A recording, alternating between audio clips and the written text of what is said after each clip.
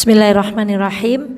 Yang saya hormati teman-teman pengurus kajian Muslimah Mafaza, ibunda semuanya yang tidak bisa kami sebutkan satu persatu dari depan sampai belakang. Semoga hari ini kita mendapatkan kemuliaan dari Allah. Kita awali Bismillahirrahmanirrahim. Assalamualaikum warahmatullahi wabarakatuh. Alhamdulillahi rabbil alamin. Alhamdulillahilladzi la ya'til hasanata illa minhu. Ashhadu an la ilaha illallah wa ashhadu anna Muhammadan abduhu wa rasuluh. Allahumma salli ala Muhammad wa ali Muhammad kama sallaita ala Ibrahim wa ali Ibrahim innaka Hamidum Majid. Sehat semuanya ibu-ibu?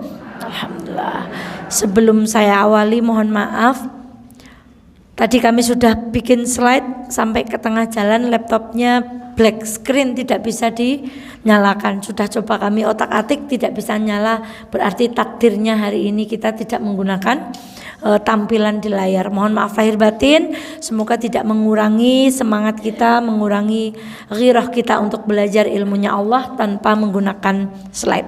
Alhamdulillahirabbil alamin. Atas izin Allah, atas kasih sayang Allah, atas karunia Allah, hari ini kita dipilih. Ada yang hari ini dipilih sedang merayakan tahun baru? Ada yang hari ini dipilih untuk sedang berbuat maksiat? Ada yang hari ini dipilih untuk membuka aurat? Ada, banyak. Dan alhamdulillah, kesyukuran bukan untuk disombongkan. Hari ini kita dipilih oleh Allah untuk melangkah ke jalan pintas surga. Ibu kalau ke Jogja biasanya lewat Silendo atau lewat Magelang? Kenapa lewat Silendo? Biar cepat sampai. Kenapa kalau kita ke Lampung, keluar Jawa nggak mau naik kapal lagi? Kenapa kita pilih pesawat? Supaya cepat. Masya Allah, betapa tidak sabarnya kita antri. Maka masuk surga pun Allah kasih jalan pintas. Dan jalan pintas itu adalah majelis ilmu. Dan jalan pintas itu adalah menuntut ilmu. Maka ibunda, bismillah kita perbaiki niat. Sesungguhnya siang hari ini kita sedang nerobos. Semoga Allah percepat kita semuanya masuk ke dalam surganya, insya Allah. Sholawat dan salam semoga senantiasa terlimpah kepada baginda Muhammad sallallahu alaihi wasallam. Tidak ada pengharapan yang lebih besar kecuali semoga tahun ini, semoga tahun-tahun berikutnya, semoga hari kita, hari ini, hari kemarin, hari-hari berikutnya selalu menjadi hari yang diberkahi oleh Allah Subhanahu wa taala. Saya posting di Facebook saya hari ini ceramah dari Kiai Haji Abdullah Kim Nastiar. Sesungguhnya setiap hari waktu kita itu baru. Bahkan hari ini nanti 1 detik kemudian itu sudah baru. Dan indikator keberhasilan kita itu bukan karena berganti tahun semoga tambah baik, bukan. Tetapi ketika kita berganti tahun, illalladzina amanu, beriman tambah kita, wa amilus sholihat tambah amalnya kita, wa tawasau bil haq tambah senang saling mengingatkan dalam kebaikan, wa tawasau bis sabr, itu baru waktu kita berarti. Tanpa 4 barometer itu, masya Allah, jangankan kita menjadi orang yang beruntung, jangan-jangan kita menjadi orang yang rugi. Barang siapa harinya lebih buruk dari kemarin, maka dia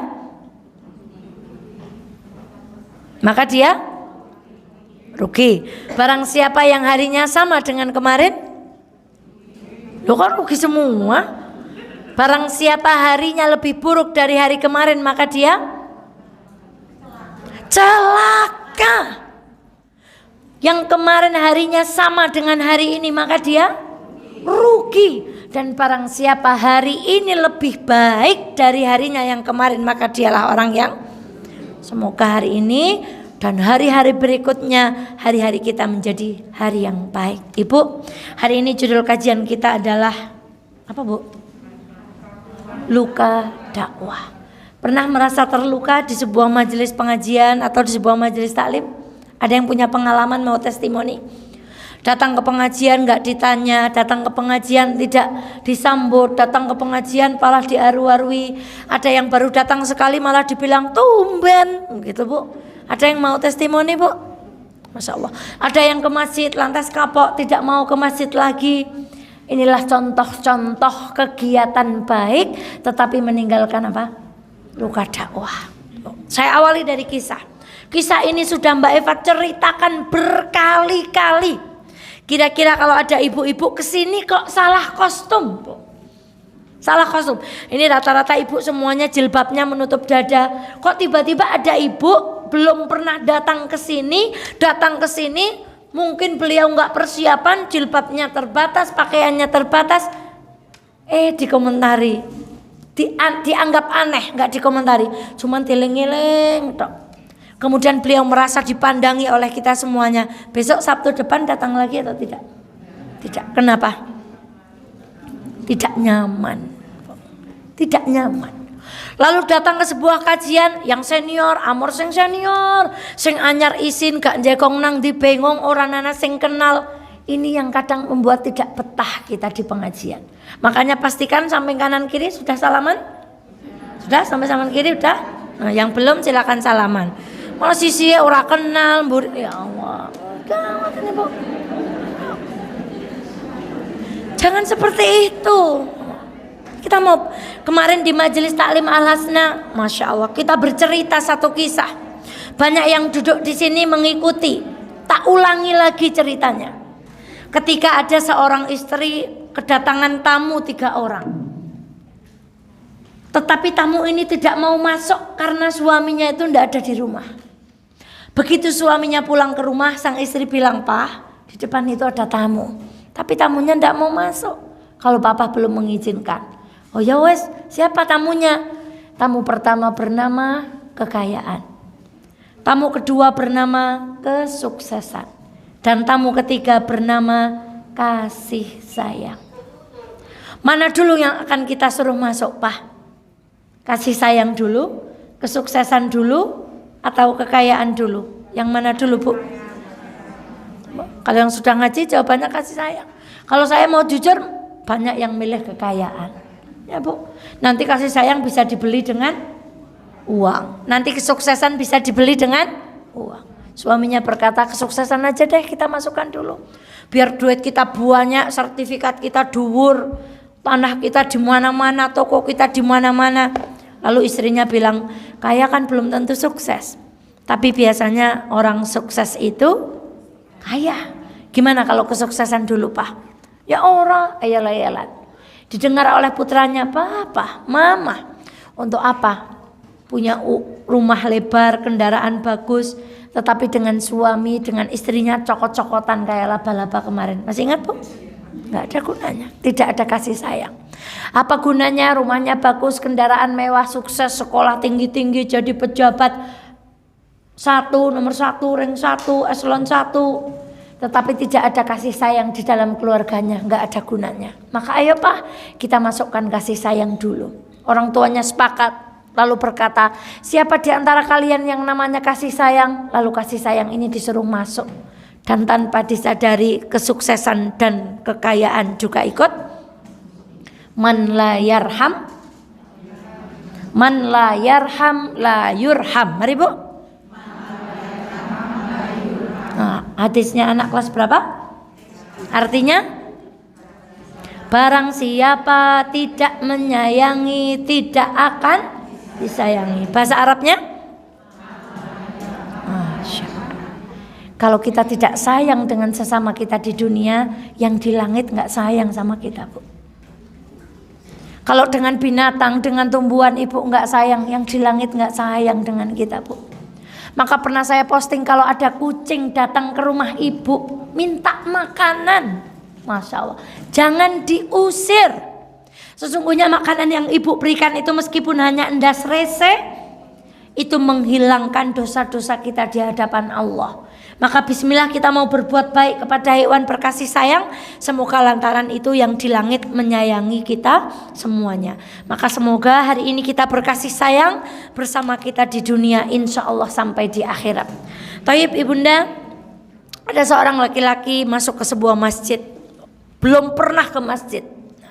Nanti akan saya umumkan, insya Allah tanggal 16 akan ada kegiatan bersama Mu'alaf Center Indonesia Kabupaten Wonosobo. Kegiatan itu berupa menghapus tato. Bagi ibu yang punya saudara, punya teman, atau ibu sendiri punya tato, enggak apa-apa. Tatoan boleh enggak? Boleh dulu. Sekarang enggak boleh. Pakai celana pendek boleh enggak? Boleh. Kapan? Dulu. Sekarang enggak boleh. Kita cepat-cepat harus taubat. Meskipun tatonya belum hilang, taubatnya sudah duluan. Maka besok bersama teman-teman kita akan adakan kegiatan hapus tato itu. Nanti di akhir kajian saya umumkan kontaknya, flyernya kita bagi di kajian. Ibu, orang bertato rambutnya merah, katoknya suwek-suwek, pokoknya rupanya anting-antingnya pralon, hidungnya ditendek, masuk masjid, apa komentar ibu? Nah, apa bu? Kayak anak wong aneh teman melbu meng. Nah, itu kita. Makanya yang kita opain itu yang rajin ke masjid, yang rajin ngaji, yang sudah rajin baca Quran. Tetapi yang wudo-wudo, yang belum sholat itu tidak pernah kita opaini. Lah kita saja kalau ada yang begitu aneh. Lebih aneh lagi tidak bertato, pakai peci, pakai baju koko, pakai sarung, pakai celana rapi, tapi tidak pernah. Ada ibu-ibu jilbabnya masih bongkar pasang, ngaji pakai jilbab, nggak ngaji pakai jilbab. Kalau ngaji pakai baju panjang, di luar ngaji pakai baju pendek, nggak apa-apa. Daripada sudah rapat, jilbabnya rapat, auratnya rapat, tapi tidak pernah datang ke majelis taklim. Yang begitu ditambah sama Allah hidayahnya, yang satu karena merasa lebih baik dikurangi sama Allah kebaikannya. Fal'ayadu billah. Masuk masjid. Dia belum pernah belajar sembahyang aja belum tahu caranya. Tiba-tiba HP-nya bunyi. Tidak dipateni. Ibu kalau HP-nya bunyi ketika sholat, sholatnya berhenti. Lalu HP-nya diapakan? Kalau putranya nangis, jangan dididorkan putranya nangis. Berhenti, putranya dibopong, putranya dipangku, sholat sambil bopong, sambil mangku. Bukan membiarkan anak-anak kita nangis ketika di masjid. Shaf anak kecil ketika sholat di mana? Di mana bu? Di mana bu? Ikhtilaf para ulama. Iya kan? Ayo, di mana? Yang di belakang angkat tangan. Lah enggak ada yang angkat tangan. Yang di depan angkat tangan. Lah prike, yang di belakang angkat tangan. Ya, ada ulama. Yang tidak angkat tangan? Gimana bu? Masya Allah. Jadi softnya anak-anak itu, ketika anak-anak itu sudah mumayyiz, sudah bisa membedakan, sudah bisa diingatkan, maka softnya itu di soft laki-laki paling belakang. Namun ketika anak-anak itu masih seumuran anak saya seperti Amira itu, tidak boleh ditaruh di belakang. Di pinggir, di samping orang tuanya. Jadi ketika dia mau lari, cekeli. Ketika dia mau ocor, cekeli. Kalau yang di belakang sudah nggak cekeli lagi. Jadi tidak dipukul rata semua anak kecil itu softnya ya tambah guyon. Terus omongan. Ada satu masjid yang bertuliskan anak kecil dilarang masuk area sholat. Saya madek. Astagfirullahaladzim. Jangan seperti ini. Biarkan adik itu tadi lari merekam insya Allah. Dia akan melihat ibunya ngaji. Suatu saat dia akan ingat, Masya Allah, dulu ibu saya ngaji, kenapa saya nggak ngaji. Jadi ketika laki-laki ini datang ke masjid, HP-nya bunyi, nggak tahu cara mateni. Wong baru belajar sekali tentang sholat, HP-nya bunyi terus nganti tekan rampung sholat. Kira-kira kalau ibu di musola itu ibu gimana? Diapain laki-laki ini? Minimal apa minimal? Minimal grundel. Wong kak ora pengertian temen agi sholat HP-ne ternyata ada yang di atas grundel. Begitu selesai sholat berkata, Mas jenengan tutang masjid mosok ora maca, mosok gak ngerti nek nang masjid niku HP-ne kudu. Baru pertama ke masjid, sholat baru belajar, belum punya teman di lingkungan itu, sekali masuk masjid langsung dipaido. Ngenjang teng masjid meleh mboten? Mboten. Pulang dia pergi ke kebiasaan lamanya, dia pergi ke kafe. Saya belum pernah masuk ke kafe, nggak tahu. Tapi katanya kalau di kafe itu orang tuh ramah-ramah. Bahasanya itu ngefriend gitu kok. Nggak kenal juga hai gitu, ngefriend.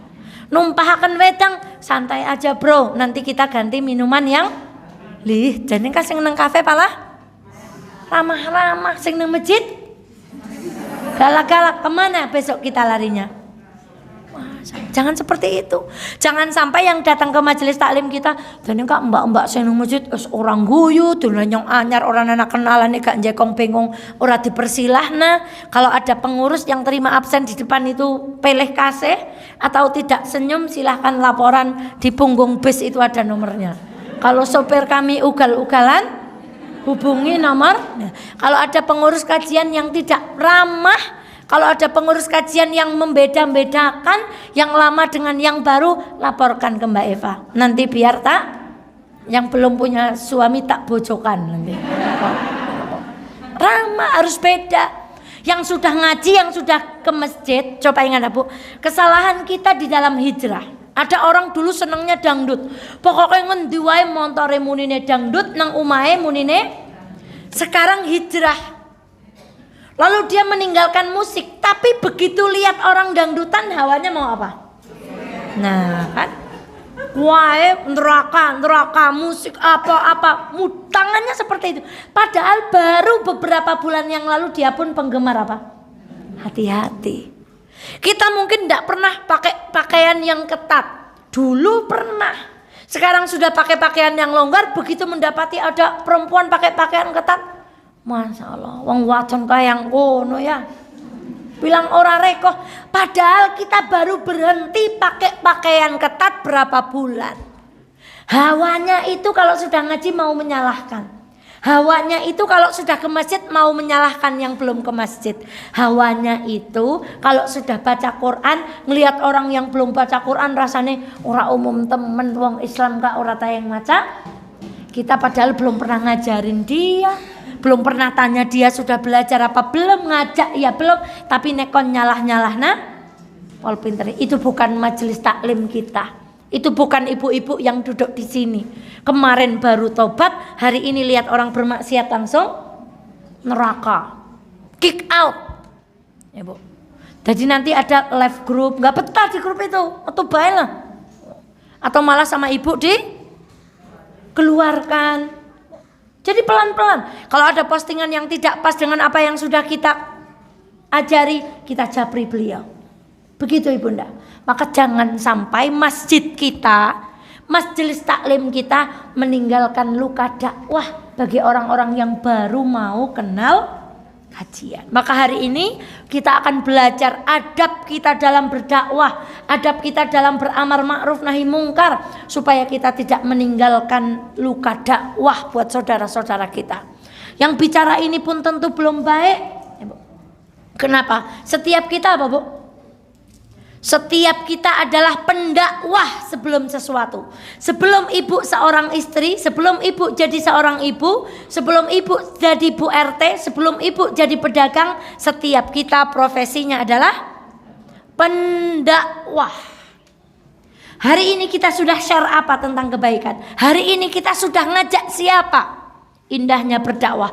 Kuntum khairu ummatin ukhrijat linnas.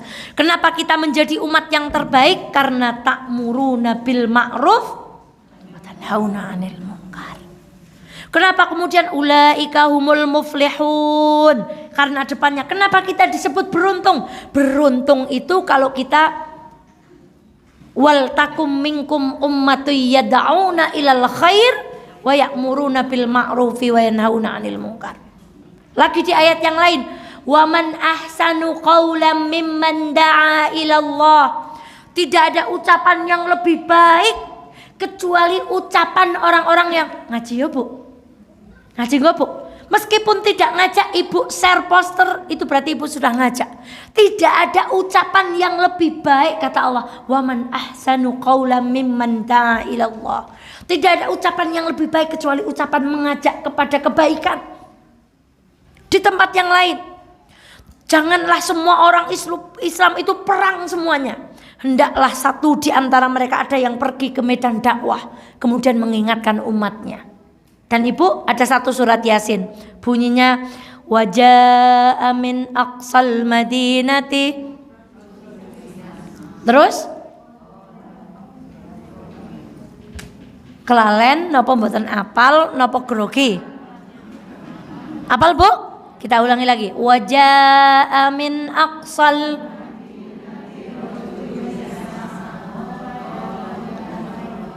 Masya Allah. Berapa kali kita udah baca surat ini? Yang malam Jumat, yang di rumah mungkin ikut pengajian-pengajian, yang di dalamnya dibaca surat Yasin. Masya Allah. Dan datanglah seorang laki-laki min aqsal Madinah, dari Aqsa itu pinggiran. Jadi laki-laki ini datang dari pinggir. Ceritanya apa? Ini sudah didatangkan 3 nabi tapi umatnya nggak mau ikut.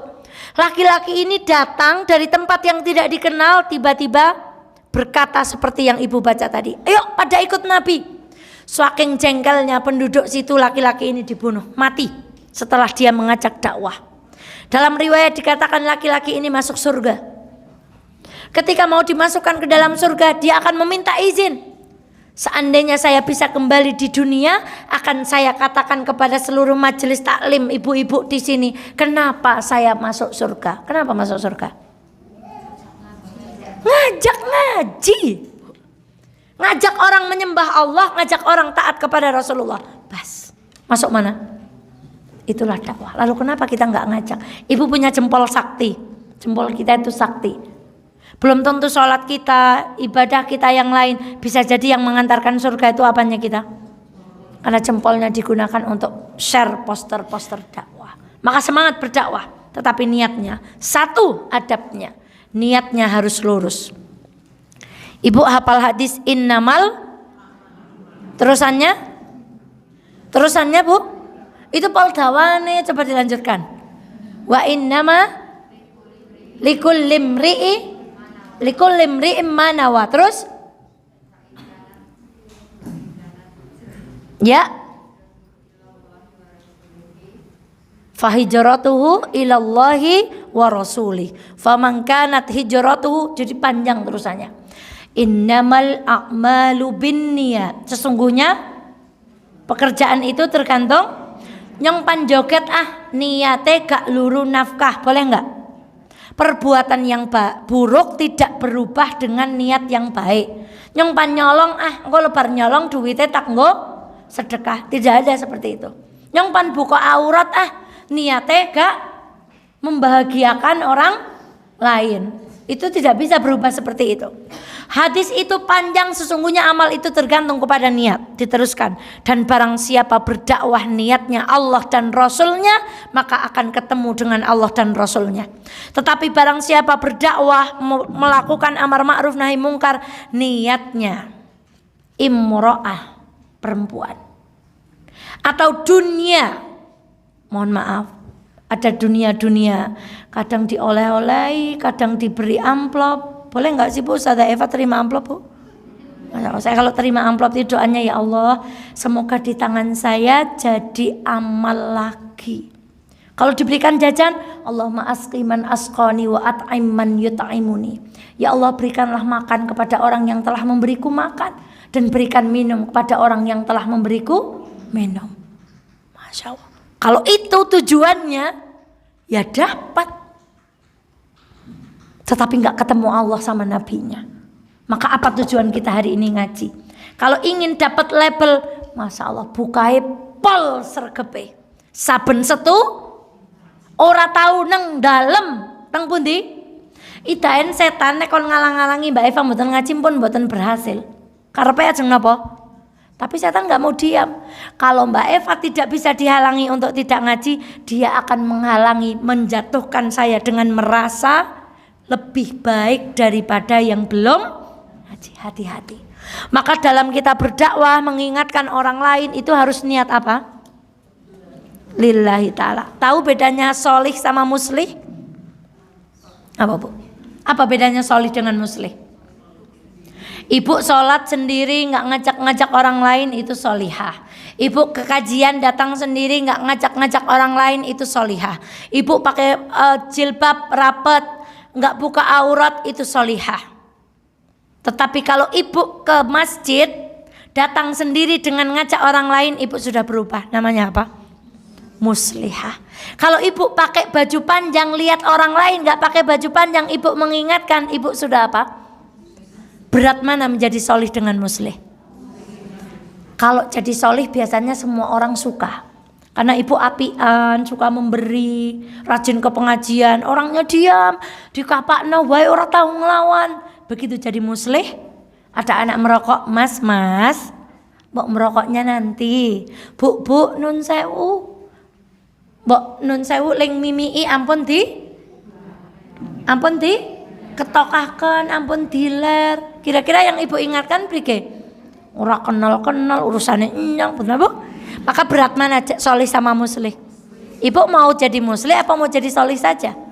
Maka hari ini semoga menjadi anak solih lagi muslih. Semoga menjadi anak solihah lagi. Kalau solih itu baru untuk diri sendiri, melbu swarga dewek. Tapi begitu kita jadi muslih atau muslihah, kita sudah mau berjamaah. Maka hati-hati terhadap niat. Kalau niatnya kita berdakwah dunia, dapatnya yang lain-lain dapat, tapi tidak ketemu sama siapa? Tidak ketemu sama Allah. Kalau kita niatnya bersedekah, hati-hati. Boleh nggak sih bersedekah ditampakkan? Boleh. Tapi kalau disembunyikan itu lebih sempurna. Orang mukmin dia akan memilih untuk disembunyikan. Masya Allah. Boleh ditampakkan, tapi disembunyikan lebih sempurna. Kenapa ibu? Masya Allah. Ketika kita bersedekah, menjaga hati kita. Kalau kita bersedekah itu ingin dipuji orang sebagai dermawan, dapat.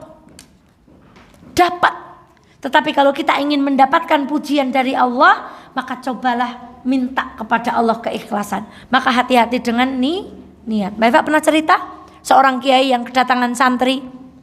Santrinya itu datang dari Kaliwiro. Teng Kaliwiro niku antene boden. Walah keroyo-royo gak ngadep Pak Kiai sing wis tau mulangi. Gawane boden ora ana apa-apa. Sampai ke tempat Kiai, assalamualaikum Pak Kiai. Ya Allah, jeneng kadeke. Atuh temen Kang Kaliwiro Kang kana jam pirang? Bu, ngebes ngenteni nang Kaliwiro pol suwene anane Ragil. Cebong apa ya? Dewi, siji maning apa pokoknya mobil dari zaman saya muda. Suwi banget tetek nang terminal, engko nang Sawangan, tetek maning, engko nang Sapen, tetek maning nang Muntang. Ya Allah, dek tekan kene. Nggih Pak Kiai, kula namung kangen kali Pak Kiai. Badhe nyuwun doa. Lah, dek nggawa apa? Kula mboten saged tumbas napa-napa, namung boten. Ya Allah, matur nuwun. Ngobrol, pamit. Aja kali bali. Pripun Pak Kiai? Dek angel paham tapi nyong kae duwe wedhus ke maneman. Mau anak santri Kang Banjar mengene gawa wedhus. Lah nek Pak Kiai kon ngarit nyampun mboten kober li. Karena wedhuse gawa meng Kaliwiro, dingu nang Kaliwira muga-muga wedhuse hati. Masa datang bawa singkong, pulang bawa didengar oleh santri dari mana ini yang enggak ada orang. Wis dari Garong, Santri dari Garong ini dengar katanya ada santri dari Kaliwiro datang ke Pak Kiai bawa boden Bali dapat, maka dia tergopoh-gopoh pergi ke Aneka. Wah, sama ke The Java. Beli apa Bu? Engko nek nyong gawa roti uli mesti sapi Bu. Datang dia ke Pak Kiai, assalamualaikum Pak Kiai. Waalaikumsalam. Ya Allah, iki cangen ndi ya? Garong, masya Allah. Nah, lah mriki kabare alhamdulillah kula kangen kali Pak Kiai. Kangen ndak? Orang yang niatnya enggak karena Allah pasti akan buat-buat alasan. Dia enggak kangen. Ngobrol, pulang dia turun tangga, Pak Kiai enggak nyeluk-nyeluk. Dipaten dia kok aku ora diceluk-celuk iki. Begitu diceluk, "Hei santri Garong." Alhamdulillah, wedhus nggih. Begitu diceluk sama Pak Kiainya, ya Allah matur nuwun ya. Dek wis tekan kene malah ngga roti Pak Kiai, matur nuwun banget. Mau kayak anak cah Kaliwira ngga boden. Ana wong nang Garong li langka boden nggih. Nandure sayur kobis karena digawa muga-muga manfaat. Jadi kalau nggak ikhlas, kalau kita ikhlas dunia tuh ikut. Tapi kalau sudah tujuannya dunia dapatnya apa Bu? Hati-hati ngajine sambil yang lain-lain pulang dapat apa? Dapat lain-lain. Insyaallah. Hati-hati terhadap niat. Nomor 2, paham dulu apa yang akan disampaikan. Ibu, contoh, bu, perempuan, bu, pakai kaos kaki tah? Emang kaos kaki itu aurat? Di Mekah itu banyak orang dari Pakistan, orang dari Afrika kalau sholat nggak pakai. Begitu kita mau mengingatkan orang lain, kok kita belum paham, nanti ketika yang diingatkan itu membantah, selesai kita. Jur kira, oh ya, nang Mekah sholat ora pada. Semoga kita semuanya diizinkan oleh Allah untuk pergi ke Mekah. Lihat kan, saudara-saudara kita sholat pakai kaos kaki enggak? Enggak. Sikilnya dipiteki itu, dengan pitek tuh kayak pakai kaos kaki itu. Kemudian jilbabnya juga cuman yang paling tertib itu orang Indonesia. Masya Allah, egen go mukena, egen go manset ya kan, pakai kaos kaki, egen go rokok. Masya Allah, saking tertibnya. Maka ketika kita mau mengingatkan sesuatu, yang kedua, pahami betul apa yang mau kita sampaikan. Jangan sampai orang yang kita ajak untuk berdakwah baik, enggak tuh di Saudi kayak gitu. Jangan makan telur palsu. Di Indonesia sekarang ada telur ayam palsu. Telurnya warnanya putih. Pernah kan Bu? Ada telur ayam palsu. Memang kalau di Arab nggak ada telur coklat. Adanya telurnya warnanya putih. Itu bukan telur. Jadi kita harus paham terus. Paham dengan apa yang akan kita sampaikan. Dan apa yang akan kita larang. Bu, pakai kaos kaki. Mana dalilnya? Ya nyong sih wis tau krungu. Tapi engko jangan tak takon. Jadi ibu kalau mengingatkan siap-siap dulu. Minimal ada yang bahasa Indonesianya, minimal ada share-nya di engko tak share dalile nyong nek kon nerangna urtayeng. Engko tak share. Tapi kita harus paham betul apa yang kita sampaikan. Begitu juga kita mau melarang. Ya, ayo dong berhenti merokok. Kenapa sih? Minimal banget merokok itu pasti dibenci. Didalile. Siki ibu loh kayak Ustadzah Eva angger Bali aja apa Bu? Ada itu seorang ibu mesti cari Ustadzah Eva gitu. Sampai suaminya tuh kayak gitu, mesti cari Ustadzah Eva gitu. Jadi persiapan kalau mau berdakwah dengan suami itu. Ya Bu, harus paham betul. Papa, carane nek nonton TV, carane Ustadzah Eva ke kon pangku-pangkuan. Gitu. Bapak selonjor, ibu sing tak turuan atau kebalikannya, cari siapa yang kuno, Bu? Terus ibu cerita, Nabi Muhammad itu pernah duduk di pangkuan Aisyah padahal waktu itu Aisyah sedang haid. Ayo Pak, ngono Bu. Bu. Jadi kita harus paham apa yang mau kita. Begitu tidak, jare siapa? Ibu mau jawab apa? Jare siapa? Baik. Itu harus paham. Itu berdakwah. Jangan sampai kita mau mengingatkan itu nggak paham. Kita ngelarang orang, hati-hati. Umat kita itu sangat sensitif dengan kata-kata bid'ah. Sangat sensitif dengan kata-kata Wahabi. Aja ngaji karo Mbak Kayang kok tadi Wahabi itu apa gitu. Bid'ah itu apa gitu Bu. Hati-hati menggunakan kata-kata yang sensitif. Kita harus paham betul apa yang kita ucapkan. Jadi apa yang kita larang kita pahami, apa yang kita suruh juga kita pahami. Apa kata Imam Ibnu Jauzi? Apabila seseorang menyeru kebaikan tetapi tidak memahami apa yang akan dia sampaikan, maka setan akan mempermainkannya dan keburukannya akan lebih banyak daripada kebaikannya. Wong wis gede tua kakak terkontangi isu kok angel temen yang disuruh bangun kayak gitu bangun tidak? Gak bangun. Ya bangun dong, yuk. Tak tunggu ibu ya, ayah imamnya ya, dicium, dipeluk, diraupi. Wes gede tua kata kon tuangi soboh mengejit ke apa? Ya wes orang jangka. Dan yang ketiga, lemah lembut dalam menyeru dan melarang. Kira-kira mirip seperti tadi ya Bu? Masya Allah. Sesungguhnya Allah itu maha lembut. Dia suka akan kelembutan, akan memberikan balasan atas kelembutan. Apa yang tidak diberikan atas sikap keras dan kasar, dan tidak pula atas sikap-sikap yang lainnya. Jadi ada balasan tertentu khusus untuk orang-orang yang lembut. Maka hari ini yuk kita ganti nama jadi apa? Bu Lembut. Ibu kadang di desa punya teman namanya Mbak Ya harus belajar. Dalam mengingatkan pun seperti itu. Sembayang. Ora sembayang mlebu neraka. TV-ne pateni. Mau kan wonten TV bae ora laren-laren. Ya Allah. Ini enggak simpati yang diingatkan kayak gitu tuh, Bu. Yuk, Ibu udah wudu yuk.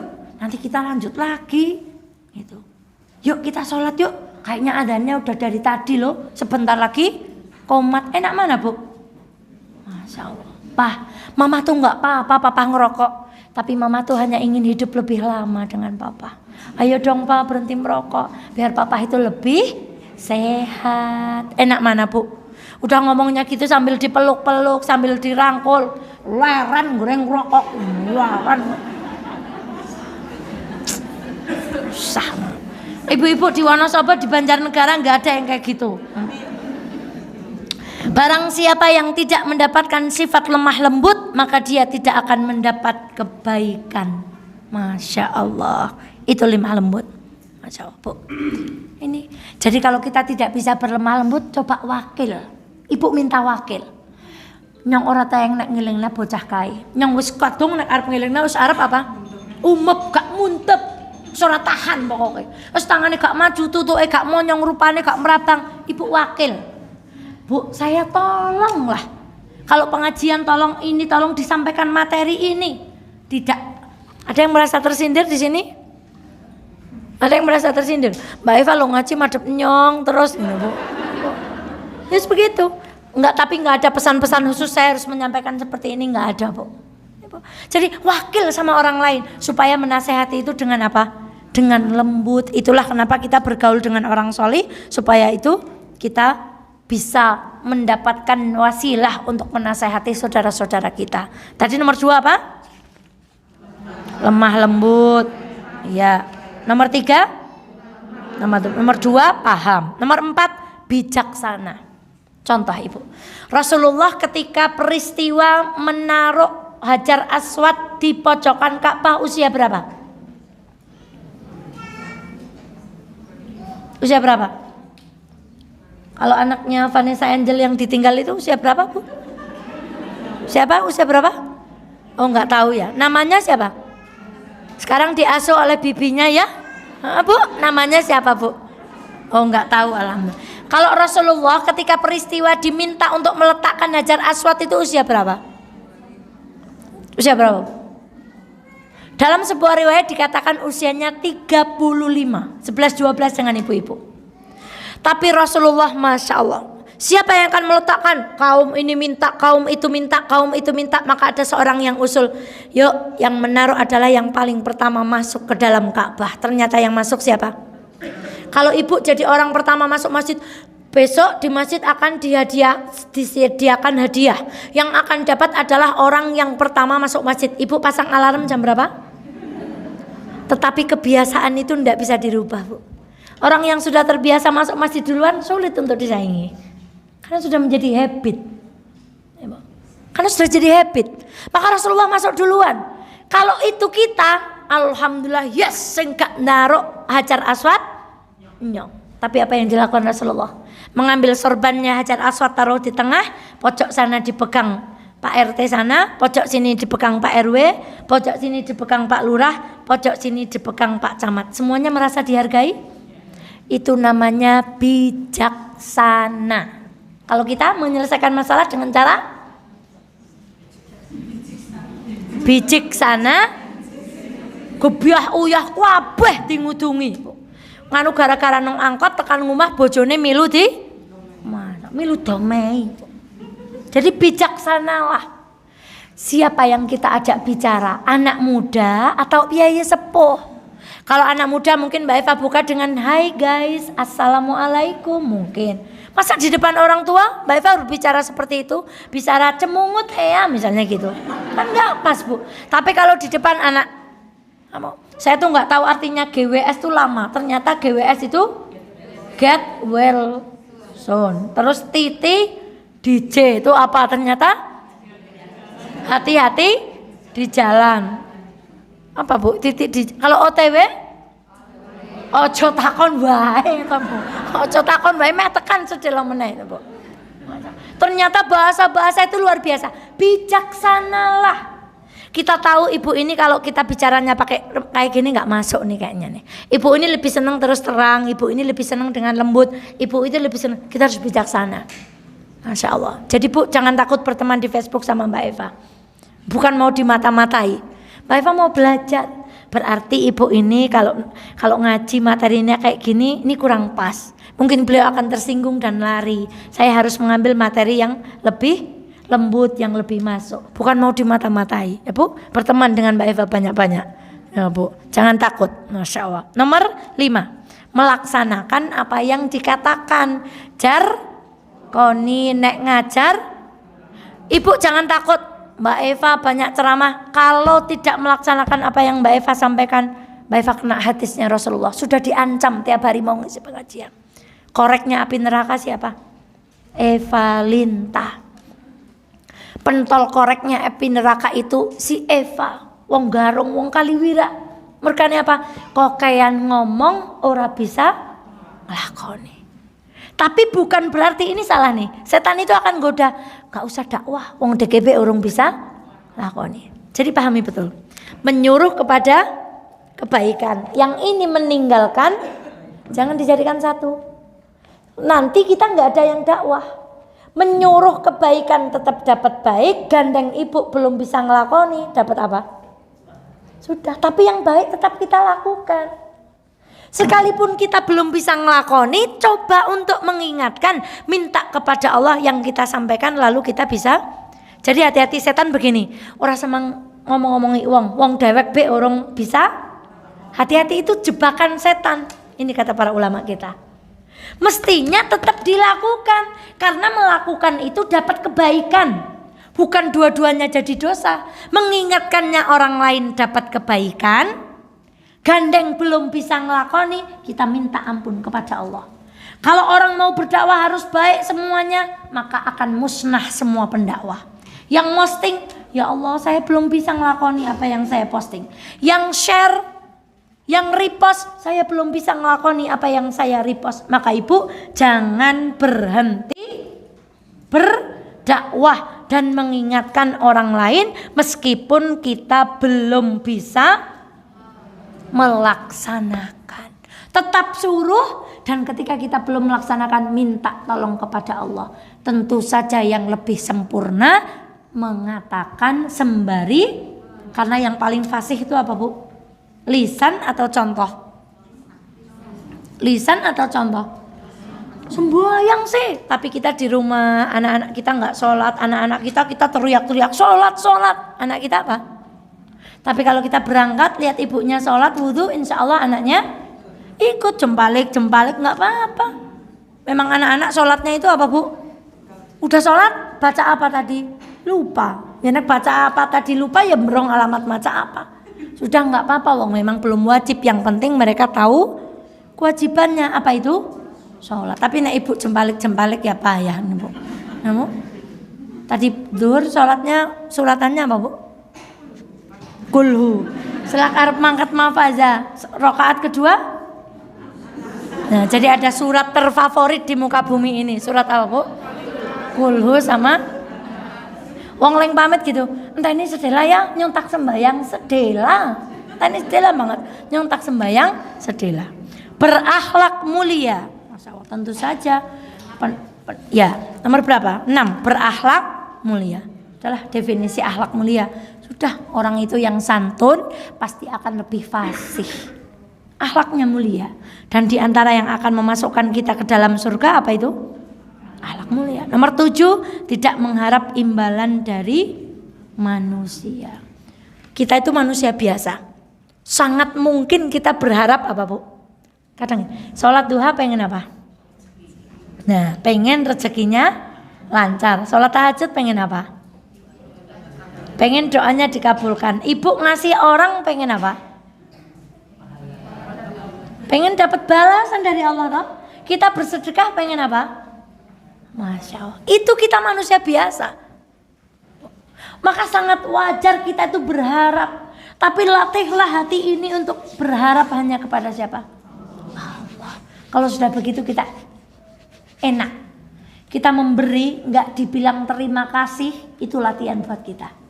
Itu latihan buat ibu. Ada orang diberi, orangnya tidak bilang, tidak japri, tidak wapri, padahal ibu ngasih. Itu latihan. Itu kasih sayang Allah yang luar biasa. Supaya hati kita hanya bersandar kepada siapa? Allah. Hati-hati. 8. Tidak mengharamkan sesuatu yang diperselisihkan para ulama. Contoh, kunut, sholat yang ada kunut, sholatnya apa? Sholat subuh, sholatnya orang apa kalau ada kunutnya? Nah, kalau nggak kunut, itu ya Bu ya. Ya. Kalau Allahumma ba'id baini, TK aba. Kalau inni wajjahtu, RA. Begitu ya Bu. Siapa sebenarnya yang membuat kotak-kotak itu? Siapa Bu? Siapa yang membuat kotak-kotak itu? Lalu kemudian kita mengatakan kepada anak kita, jangan baca Allahumma ba'id baini. Mengharamkan sesuatu yang itu ada dalil-dalil yang lain. Gak boleh. Beri pengertian pada anak-anak kita. Nabi kita punya banyak doa iftitah. Tapi yuk kita hafalkan dulu wajah tuh. Kita hafalkan dulu yuk Allahumma ba'id baini. Rukuk itu dengkul dulu atau tangan dulu? Dua-duanya benar, Masya Allah. Tinggal kamu pilih yang mana, nyaman yang mana. Kalau sudah OTW biasanya, kalau sudah OTW tangan dulu ya Bu. Ya kan sujud bukan ambro. Kalau yang masih muda biasanya dengkulnya dulu. Nggak usah saling salah menyalahkan. Kok sampai kita ngelarang anak kita salah deh sembayangnya. Masya Allah. Itu loh. Biasanya ngaji para sprinter itu kayak gitu. Baru denger langsung sholat tangan dingin ora kena. Baru datang ke majelis materinya tentang sholat karena dia sprinter. Sprinter tuh lari apa Bu? Cepat. Jadi pinginnya cepat. Begitu dengar langsung disampaikan. Padahal Ustadz minggu depannya menyampaikan materi sujud dengan lutut dulu. Beliau nggak hadir. Maka sampai rumah bertengkar pada istrinya. Orang yang pas ngaji ke tangan dingin istrinya ora dengkule nengen wis kono cokot-cokotan kayak laba-laba. Gara-gara permasalahan yang diperbolehkan kita kurang ilmu jadi pertengkaran. Kita nggak lagi memilih saat yang tepat. Ini yang nggak bisa ini. Suami bicara tinggi, kasihan banget ini bapak-bapak didiskriminasikan terus. Karena ganti-ganti ibu bicaranya tinggi. Bapak suruh bilang apa kemarin? Bu, jenengan tes menclok. Gitu kan kemarin kesepakatannya. Kalau ada saudara kita ngomongnya ngawur, kita bilang apa? Jenengan tes menclok. Kang di kudune nek mencloke nang mafaza, mature nggih api. Kok wis ngaji mature elek. Ada orang bicara kasar. Kalau kita bicara kasar juga waktu itu jadi apa, Bu? Jadi patuh. Diam dulu, bapaknya biar wis rampung Pak. Siki gentenan nyong, mireng ya Pak. Nggak ada ibu di sini kayak gitu. Begitu suami kita mau tidur, ibu sudah cuci tangan, sudah cantik, sudah wangi, sentuh bibirnya. Ya Allah, mana sih yang tadi maturnya apik banget. Sambil jadi marah nggak?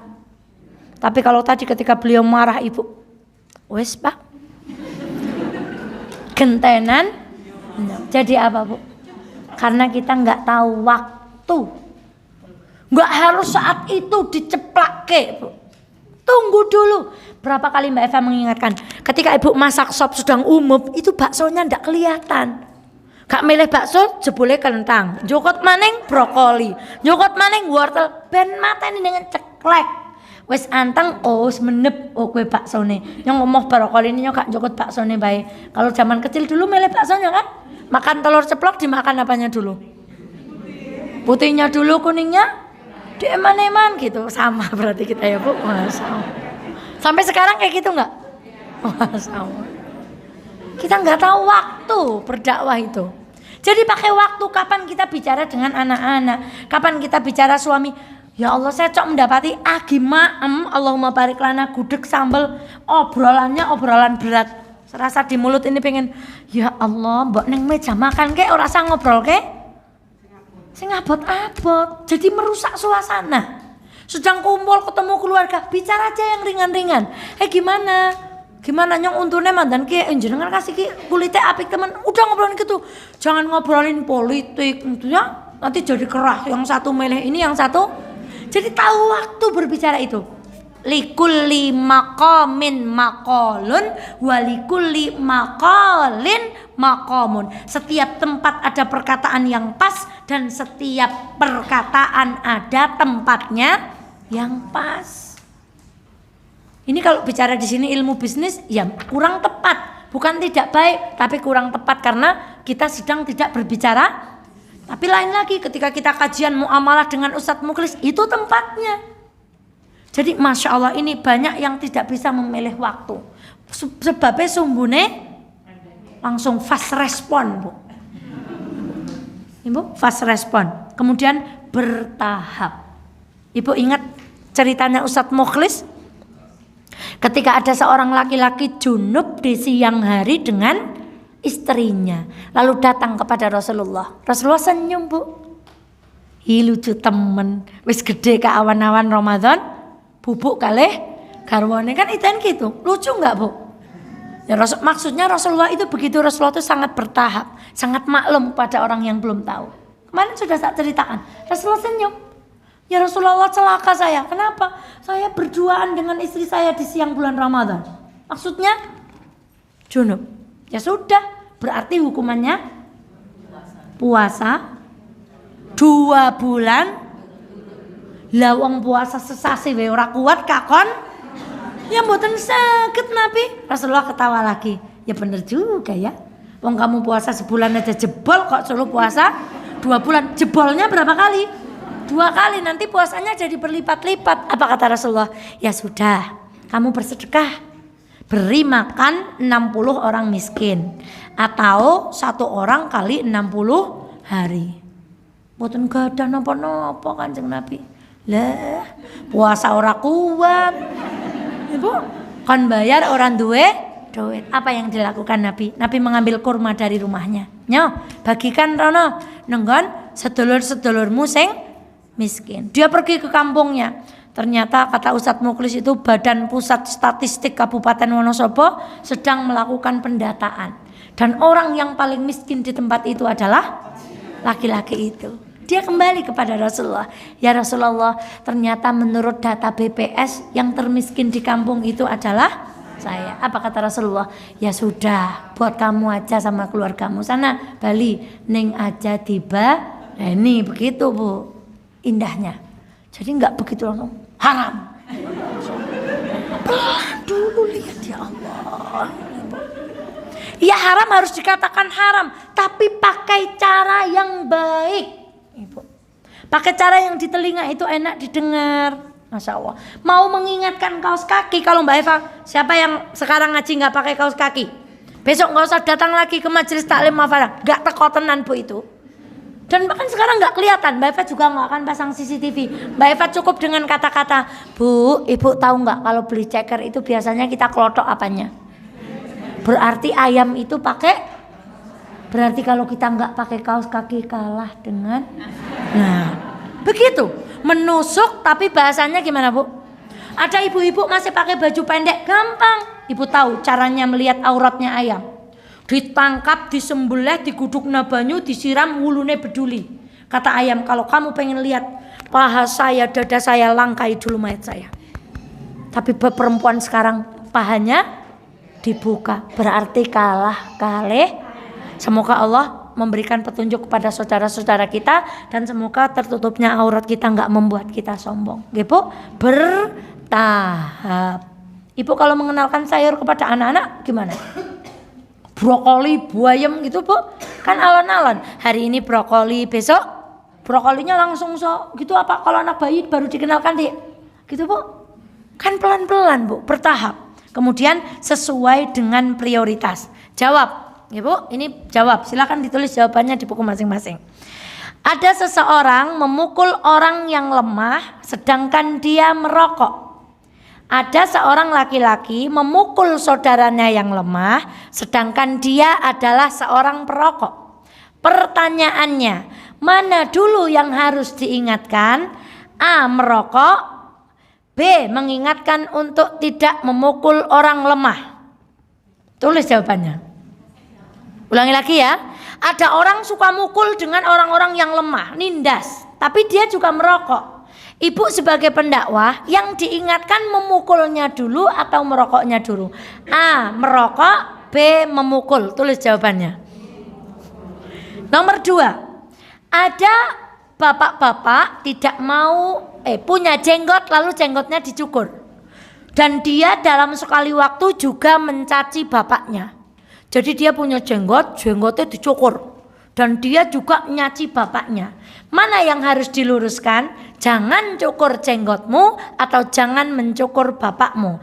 Jangan Astagfirullah.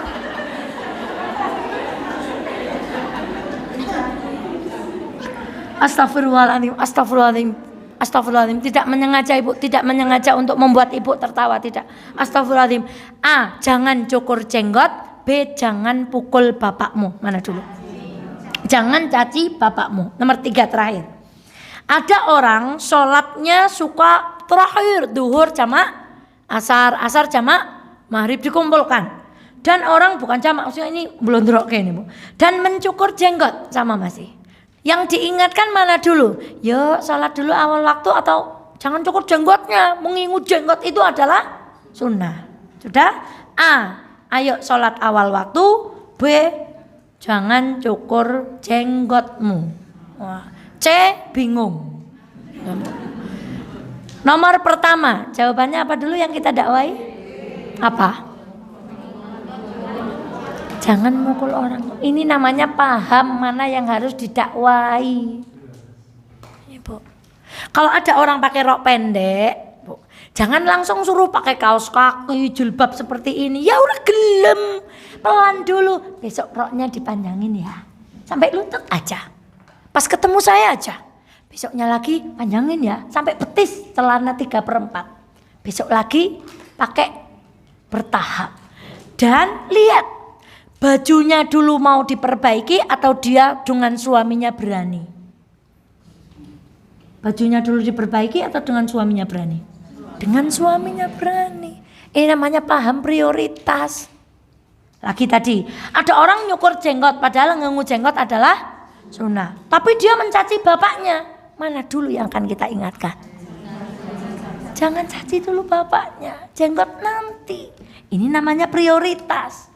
Ada orang mengakhirkan sholat dengan menyukur jenggot. Mana yang kita ingatkan? Ibu, jadi orang berdakwah itu paham prioritas.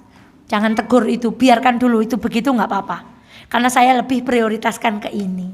Yang kelompok sana ngaji jangan materinya jangan ini dulu. Karena saya mau prioritaskan di sini materinya ini. Jadi paham apa? Paham prioritas. Jangan nggak serampangan langsung jedar Melayu kabeh yang kita ajak dakwah. Masya Allah, 12 belum asar. Memperingatkan secara sembunyi-sembunyi. Nomor berapa bu? Dinomori sendirilah pokoknya situlah. Sesuai dengan prioritas bertahap memilih. Memperingatkan secara, Imam Syafi'i berkata, barang siapa yang mengingatkan saudaranya dengan sembunyi-sembunyi, maka dia telah menasehati dan memperbaikinya. Dan barang siapa mengingatkan saudaranya di hadapan orang banyak, maka dia telah membuka aibnya. Ini berlaku untuk kita. Mana jarinya bu? Kita. Saya kalau mengingatkan sembunyi-sembunyi, jangan terang-terangan. Ini tidak berlaku untuk Anda yang mengingatkan saya. Kalau kita diingatkan orang dengan terang-terangan, kita nggak boleh pakai dalil ini. Kalau kita diingatkan orang, meskipun beliau mengingatkan dengan terang-terangan, harus diapa? Diterima. Tetapi kita kalau mengingatkan orang lain harus apa? Jadi jangan gunakan ini. Gak boleh jenengan ngingelingake kula teng ngarep uang pirang-pirang jenengan dereng ngertos perkataan imam. Kalau ada orang mengingatkan kita, sekalipun beliau mengingatkan dengan terang-terangan, harus diapa? diterima. Astaghfirullahaladzim. Astaghfirullahaladzim. Gitu. Tapi kalau kita mau mengingatkan orang lain, usahakan mengingatkannya dalam tempat yang tersembunyi. Kemudian tidak mencari-cari kesalahan. Misalnya mau ngaji gini, saya cari dulu, saya lihat profil, apanya Bu?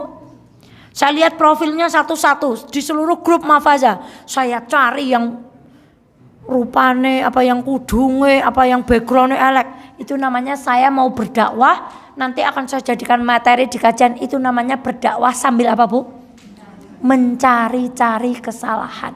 Cukup tampak, kecuali ada dalil. Bu, tadi malam saya melihat Mbak itu berjalan dengan laki-laki diam-diam jam 12 bengi menuju kamar itu. Boleh kita mengawasi kalau ada informasi yang jelas. Tapi kalau tidak ada informasi, ujuk-ujuk mencari-cari kesalahan, tidak boleh. Namanya tajassus. Wala tajassasu wala yaghtab ba'dukum ba'dha. Gak boleh tajassus, mencari-cari. Kalau kami di pondok ada tajassus, namanya jasus, itu namanya mata-mata. Kalau kami bicara bahasa Indonesia, ada yang dengar, nanti nama kami ditulis. Eva bicara apa? Yuk makan di mana? Di depan rayon jam 1:03. Nanti bagian bahasa akan memanggil. Eva kelas sekian bicara, ayo kita makan di depan rayon jam sekian. Detail sekali Bu. Banyak malaikat rokib atid di pondok itu Bu. Tapi kita nggak boleh jasus. Kemudian HP suami atau apa diteliti gitu ya Bu. Ibu kalau suaminya kurota ayun akan aman, nggak curiga sama HP-nya. Mau kemana aja tetap nggak curiga. Kemudian 14 belum terakhir nih, terakhir ini Bu. Berhati-hati terhadap rasa tinggi hati. Masya Allah. Ada seorang ulama. Apa pendapat Anda terhadap orang yang mendatangi pemerintah lalu dia menyeru kepada kebaikan dan mencegah mereka kepada kemungkaran? Ulama itu menjawab, aku khawatir dia akan dicambuk oleh pemerintah itu. Dia nggak takut dicambuk. Lalu ulama itu berkata, aku khawatir dia akan dibunuh. Dia tidak takut mati dalam berdakwahnya. Pokoknya udah nggak takut dicambuk, nggak takut mati. Jawaban ketiga, astagfirullahaladzim. Ulama itu menjawab, aku khawatir dia terkena penyakit yang tersembunyi, yaitu bangga diri. Merasa ketika memperbaiki orang lain itu merasa lebih apa Bu? Misalnya Mbak Eva mau ngisi ngaji gitu, ada orang ngenyek, nyong rawat dinyek. Gue dikene nang dalan dicegat dipateni, nyong rawat dipateni. Kata ulama ini, hati-hati Mbak Eva. Mbak Eva bicara seperti itu mungkin benar-benar berani dipateni, mungkin berani di tengah diadang. Tapi hati-hati dengan penyakit yang tersembunyi, merasa hebat, mengingatkan orang lain, merasa diri kita sudah lebih baik Bu. Dan orang yang berhak mendapatkan nasihat kita siapa? Diri kita sendiri, lalu siapa? Pasangan kita, Ibu. Maka dakwah paling berat itu dakwah kepada siapa? Keluarga. Rasulullah pun merasakan itu. Makanya Masya Allah, barometer orang gak akan gagal itu watawa saubil haqqi. Watawa itu saling. Kalau mengingat itu hanya satu arah mengingatkan. Mbak Eva mengingatkan Ibu. Tapi di majelis ini dua-duanya. Kalau saya salah menyampaikan materi, kalau ada perkataan yang tidak pas, Ibu harus mengingatkan kepada saya. Minggu lalu kakak saya mengingatkan, kalau ngaji pakai ciput. Kemarin itu Amira tuh ngeneng-ngeneng jilbab saya nganti suwek merkepet sampai itu, ya Allah tekan ngumah jilbabe suwek tekan gini. Akhirnya rambut saya mambiar kemana-mana gara-gara ditarik si kecil. Tadi nggak usah ikut ya, ikut janji nggak memeh, janji nggak minum, maksudnya nggak mau ngumpet di jilbab. Nggak Bunda sebentar aja. Ya udah akhirnya mau tidak ikut. Alhamdulillahirabbil alamin. Itu namanya sayang. Kalau nggak sayang nggak akan mengingatkan. Ada lagi ketika Ustazah Eva menyampaikan tentang adab, Ustazah Eva lupa menyampaikan bahwa kaki itu adalah aurat. Betul, saya lupa. Maka ya Allah jazakumullah ahsanal jaza. Begini namanya watawasau bil haqqi watawasau bis sabri. Saling mengingatkan. Satu apa? Tutup catatannya. Nih ya, 2. Ya selompat-lompat nggak apa-apa, wes yang penting jawab. 3, 4, 5. Ada berapa jumlahnya? Ada yang kurang dari 14? Siapa yang 13? Atau siapa yang 12? Sing siji hilang. Ngendi baju jilbab Mbak Eva warnanya apa, Bu? Alhamdulillah. Tadi sempat warna abu-abu enggak? Tadi ada yang sempat melihat jilbab ini abu-abu? Maklap gitu Ustazah Eva sakti. Karena tiba-tiba itu buram, nggak kelihatan. Setelah selesai, oh jebule kudungnya warnanya marun gitu ya Bu, merah. Masya Allah, itulah kisah Ustazah Sakti bisa menghilang di tengah-tengah pengajian karena ditinggal ngantuk. Alhamdulillah, alhamdulillah tidak ada yang ngantuk kecuali yang ngantuk. Kamu astagfirullahaladzim. Insya Allah besok Ahad akan ada, kan kita baru belajar A kan? Kemarin adab alas kaki, adab apa lagi? Ini adab amar ma'ruf nahi mungkar. Besok di Al-Arqam insya Allah adab kepada Allah, insya Allah dengan kajian Karina. Ibunda sekalian yang dirahmati oleh Allah, tanggal 2 insya Allah ada kajian di masjid, Masya Allah, belakang Avicenna bersama Mu'alaf Center yang akan diisi oleh Ustadz. Saya sudah repost itu di, Masya Allah, ini aling luru nang dike. Jam berapa Bu? Jam 9 insya Allah di masjid belakang Avicenna. Belajar dengan Mu'alaf Center Wonosobo. Masya Allah. Beliau adalah, namanya Ustadz siapa? Ya, beliau dari Kendal, penggiat dakwah lereng Beleng, lereng Dugal. Kemarin di Batur jenenge lereng Bezeng. Bezeng, ya Bu, ajam Bezeng sing manut di Wonosobo insyaallah lereng Beleng ayo eling. Itu yang tanggal 2. Lalu hari Ahad tanggal 16 nanti kami share ulang jam 8 sampai selesai di belakang klinik Avicenna akan ada kegiatan Masya Allah menghapus tato dengan syarat dan ketentuan berlaku.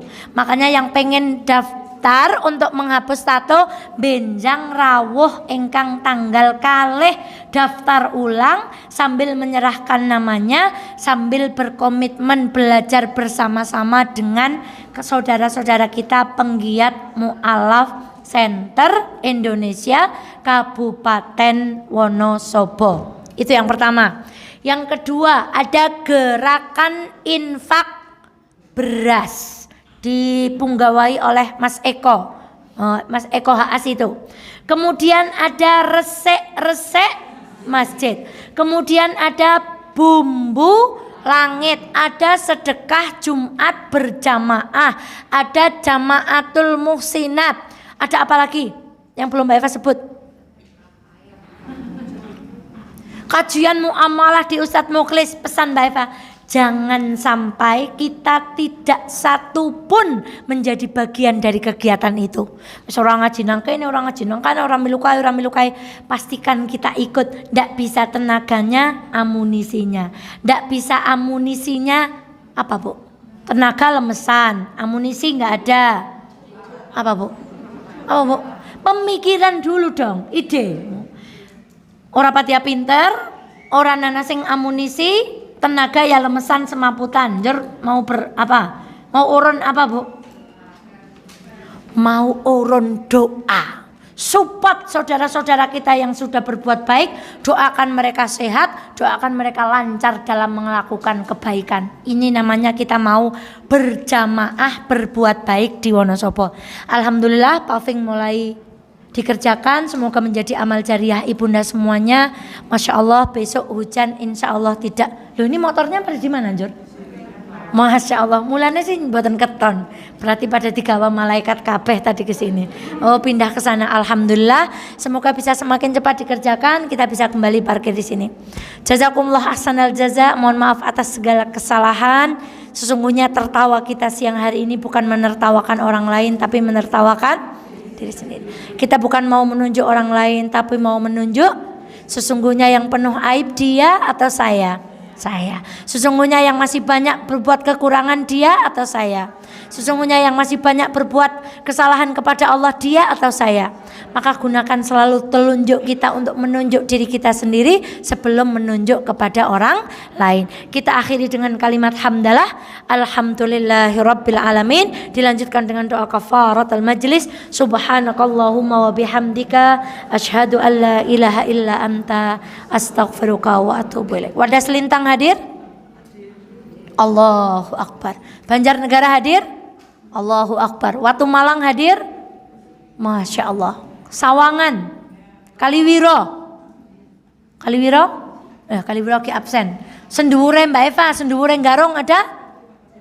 Jejar, mana Jejar? Nah, Dieng.